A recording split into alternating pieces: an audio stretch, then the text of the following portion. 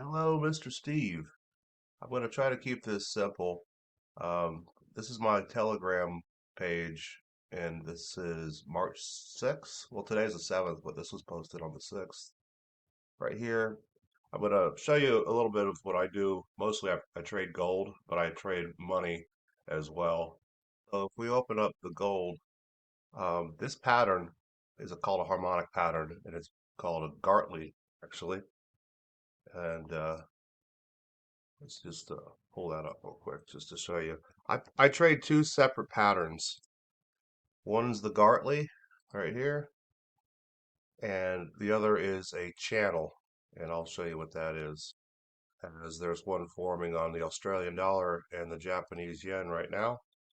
Big up momentum, right? And so let's keep this clean. I'll show you how I trade channels in any market. See this line right here? Right at the touch points. We're going to do that. Then we're going to clone this angle and bring it right to there. And there we are. At this point, with all this up momentum, I wouldn't dare go against her. I would have my safety net stop loss right here. Mark that off. And I would set my take profit up into the top of the channel. Just like that. And right now is a pretty optimal time to get in on the Australian dollar, the Japanese yen. Um, it would be more optimal to wait until it touches the line again, but you can see the idea. And the difference between me and people who trade cryptos or whatever is they're going to buy Bitcoin and think, hey, price is going to go to the moon. And the problem is it does go to the moon and they're in great profit, but then they start thinking Jupiter. And as soon as they start thinking that, the price will crash and they're heartbroken because they don't understand markets go up and down, even if you're on an upward momentum. And they just buy a currency and wait for the value. I trade with leverage and I have a stop out point to not blow up an account. So let's say I'm trading $100. All I'm trying to lose is about $20 if my trade doesn't work out and keep it safe. And that's about the lot size that I'm willing to risk. Because you can risk how much ever leverage you want. Some people risk 1%, some people risk 20%. If I'm going to trade $100 to make $200 and double my money, I'm only trying to lose 20 to make $100. But let's go back to gold. This gold setup I had.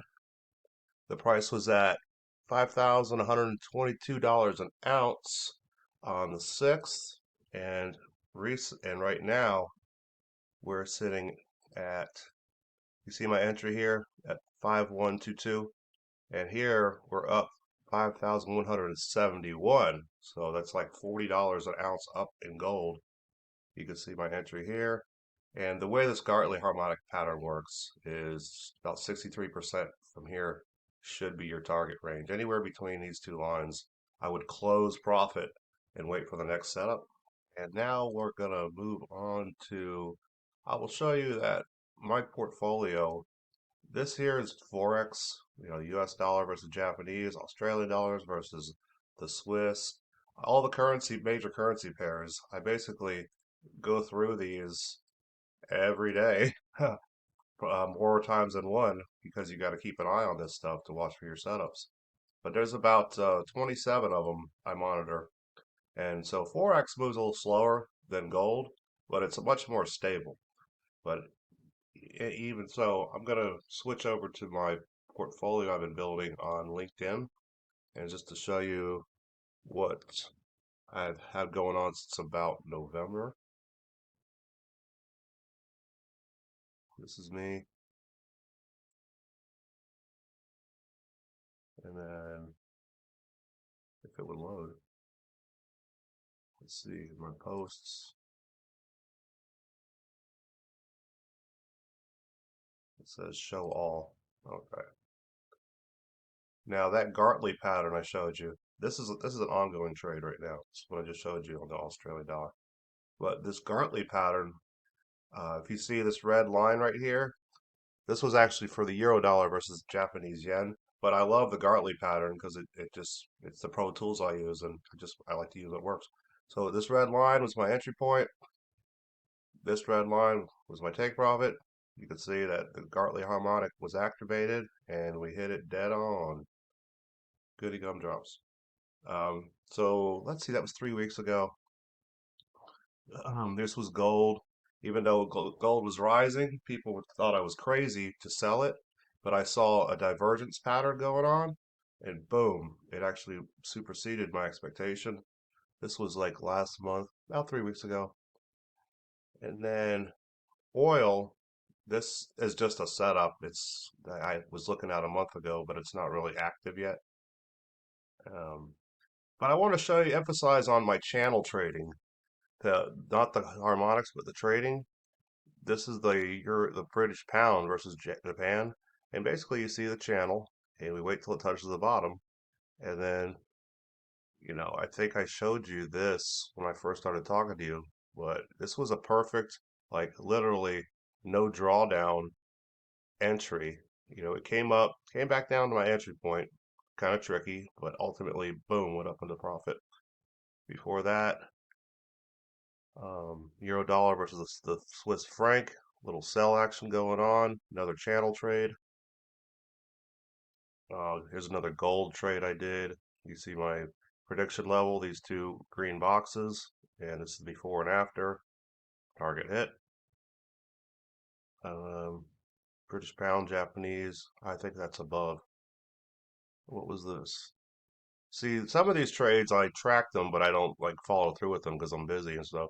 But this before and after from euro dollar versus USD, this channel trade was beautiful because right on the trend line where your entry is, look at that before and after. There's no drawdown on the channel trading as I see it. And it could go against you, but as long as you're trading on the channel line when the time comes, you have, it's always 50-50, but it's not like 90-10 or 70-30.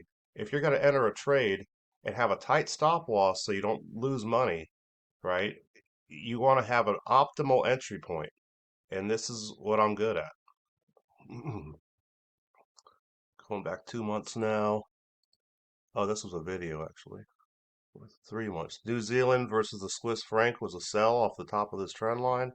You could see a perfect entry on that line to sell, and boom, no drawdown, only profit. But it's okay to have a little drawdown. You go, to let the trade run and breathe. But again, the way I do these trend lines, this was the Canadian dollar versus the Japanese yen. Same thing. Here's this yellow line, this white line crossed. That was my entry. See my little red stop out safety net? Look at that. Boom! No drawdown. This was the British pound versus US dollar. This was actually called a flag pattern, but yeah, right there, up to here, up to here. Another channel trade on the British pound versus New Zealand. See my happy face? See my happy face?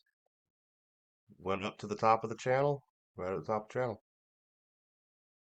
When you do it long enough, you get to see these patterns form. Euro dollar versus New Zealand. Another solid buy, no drawdown. And I think that's all I got on my portfolio. So how many is that? Let's see, 1, 2, 3, 4, 5, 6, 7, 8, 9, 10, 11, and this one's active. So there's 11 successful trades. There's one open active right here, and the active gold one. But as far as 11 winning trades, um, I did lose on oil. See my oil setup here? But I want to emphasize that trading the top of the trend line, you have your stop out level here. So if the price goes against you, you don't blow up an account, you just lose a little bit. I thought this was going to be a sell, but this big thing that happened with Iran, anytime there's anything that goes on in the Middle East, oil and gold flies on the charts. So I actually failed on this oil chart, and it actually exploded. So traders do take losses from time to time, but hey, I got 11 wins and one loss in my journey in 4 months. Not bad. But gold is doing what it needs to do. She's behaving properly, and so that's pretty much what I got to show. The next thing would be, how, let's say you put $1,000 on a trade, trying to make $4,000. I would take the $4,000. I would take the $1,000, and I would split it up into 10 different small positions. That way, as the price grows up to here, uh, like from my entry, it's in profit. I would probably close about 65% profit and close about six of those positions and let four of them run up. And I would move my stop loss to trail it as the price goes up. So if it comes back down, well, it'll hit your stop loss, but you made all that profit as it's trailing up. And that's how you do it. So I was always thinking no bank would hire me or as a forecast analyst because I didn't go to college for this stuff, but I learned it myself. I mean, it's a side thing I do. So this is what I do. Let me know what you think.